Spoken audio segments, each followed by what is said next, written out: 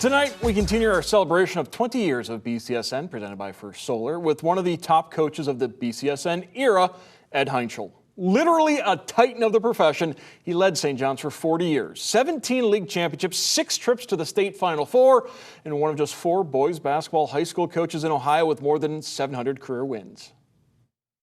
Ed, you've forgotten more about the game of basketball than most of us, especially me, are ever going to know.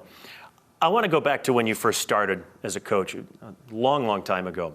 How have you seen the game of high school basketball in particular kind of evolve or change over that time? I think the three-point line obviously changed things a great deal. Sure. Allowed teams to stage comebacks, push the lead higher with one shot.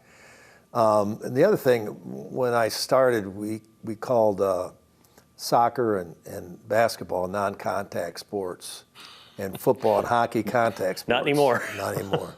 It's, soccer and basketball are contact sports, and hockey and football are collision sports. Physicality is much different. The game's been called differently to accommodate that. Did that kind of alter how you coached over the years, the way the physicality and everything is evolved? Well, I not necessarily our approach to being more physical, but we've had some kids that were physical. But things like getting in the weight room and talk about toughness and stressing that in practice and handling the physicality of the game, definitely, we definitely did a lot more of that. Sometimes I feel like the only thing that has remained the same all that time is that mustache of yours, which is the iconic facial hair in the city of Toledo, but that's neither here nor there. 46 years, right, at St. John, 6 as an assistant coach and 40 as head coach? Yeah. That sound about right? Yep. At the end of such a long road, how did you come to the realization that it was time to step away? Well, I would have stepped away probably a year earlier, but Houston and Vince were finishing up, and I knew we'd have a lot of inexperience coming back. I didn't want to look like I bailed, when the studs went, Sure. So I stayed another year, but I was ready to go. It's just, you just know it's time. I remember talking to Bill Gladio, coached at Rogers years and years ago. Yeah. Bill and I are pretty good friends, and he said, you'll know when it's time. You just tell. And I could. It was no question. You've coached so many phenomenal athletes over the years, and I hate to mention anybody specifically, but one guy that I think deserves special mention is Mike Schoen, because we've gotten to trace him from player on teams in the early days of BCSN to trusted lieutenant under you, along with so many other great assistant coaches, to continuing the legacy that you've left there, and he's done an awesome job. How gratifying is that for you? He's great. I knew him when he was a tyke. I mean, he was a little shaver.